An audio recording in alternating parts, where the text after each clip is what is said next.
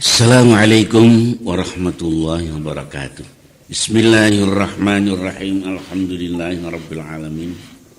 Wassalatu wassalamu ala khatamil anbiya'i wal mursalin wa ala alihi wa ashabihi ajma'in. Asyhadu an la ilaha illallah wahdahu la syarikalah wa asyhadu anna Muhammadan abduhu wa rasuluh. Ibu-ibu, bapak-bapak dan saudara-saudara, pelaksanaan hukum kisos besok pada hari kiamat, artinya pembalasan. Saya di dunia umpamanya ya, saya di dunia mencuri umpamanya, atau saya di dunia hutang. Lalu bagaimana besok di akhirat? Nah, ini hutang, lalu bagaimana ini kisasnya atau mencuri atau ya begitulah. Kalau di dunia jelas, di pemerintahan Muslim, di pemerintahan di negara yang berpemerintahan cara Islam, begitu jelas.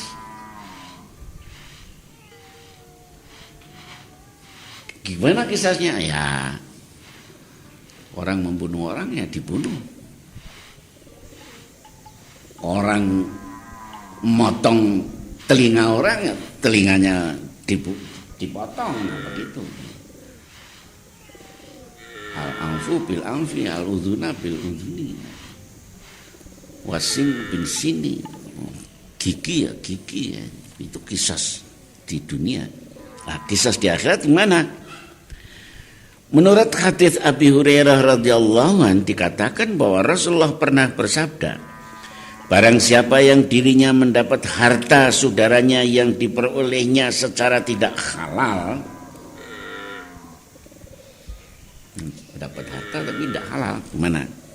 Hendaklah ia menyelesaikannya, karena pada hari kiamat nanti tidak ada dinar dan tidak ada dirham untuk membayarnya. Oleh karena itu kalau ada hutang, itu Rasulullah sampai betul-betul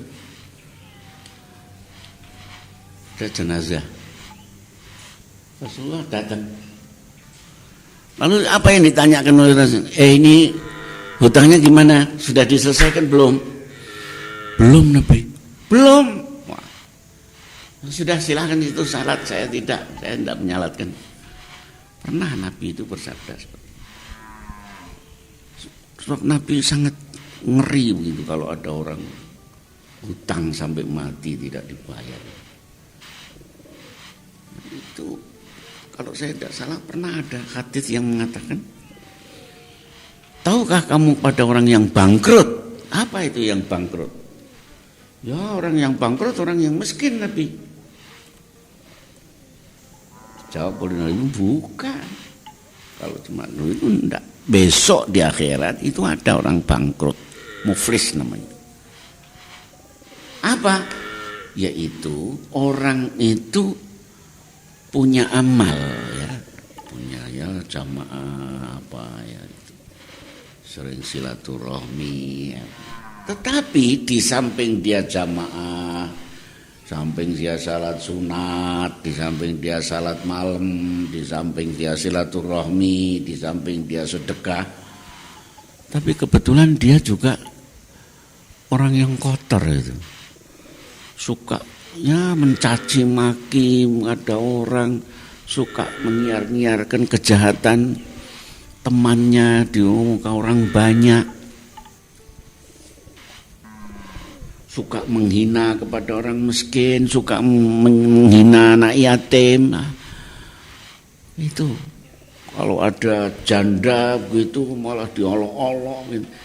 Nah, ini orang yang seperti itu besok dikatakan amalnya dilihat. Kamu dulu salat jamaah, betul Nabi? Tiap pagi terus saya 5 kali saya jamaah terus. Ya subuh, ya zuhur, ya maghrib, ya isya, asar. Ya, tetapi kamu dulu suka ngecek pada orang miskin ya. Mana orang miskin? Panggil. Kamu yang sering diejek. Ya Nabi. Siapa yang mengajak? Ya itu.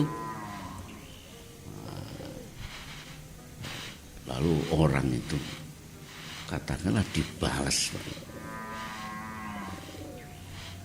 Itu sampai dikatakan besok nanti jadinya itu amalnya itu amal yang baiknya itu pahalanya bisa diberikan kepada orang yang pernah diejek-ejek itu.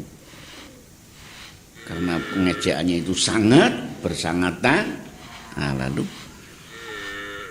dia jamaah dapat pahala, dia sedekah dapat, tapi pahala-pahala itu diambil oleh Allah untuk nebus itu.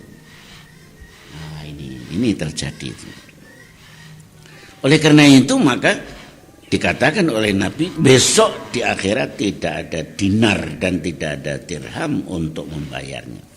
Apabila ia mempunyai amal yang saleh, maka akan diambil dari amal salehnya itu sebesar harta yang ia peroleh secara tidak halal kepada saudaranya.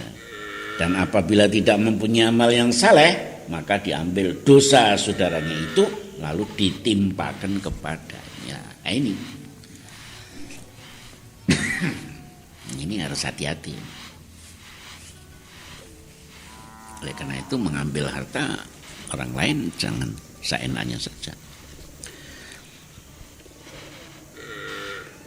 Dari Abi Hurairah radhiyallahu an, Rasulullah sallallahu alaihi wasallam bersabda, tahukah kalian siapakah orang yang miskin itu? Orang yang bangkrut itu siapa? Para sahabat menjawab, orang yang bangkrut itu ialah orang yang tidak mempunyai uang dan harta sedikit pun. Kemudian Rasulullah menjelaskan bahwa yang disebut orang bangkrut adalah orang yang pada hari kiamat nanti datang membawa amal salat, puasa, zakat. Atur kepada Allah, ya Allah saya dulu zakat sekian, saya dulu puasa, saya dulu salat, saya dulu silaturahmi. Betul.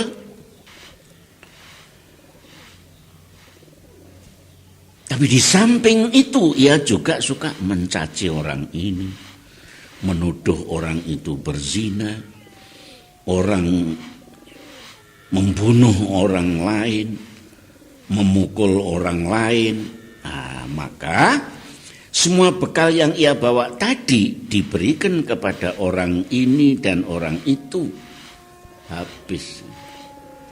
Dulu yang dibunuh dikasih ini, dulu yang dicaci maki dikasih, sampai amalnya habis. Sedangkan ia masih mempunyai tanggungan membayar orang lain lagi.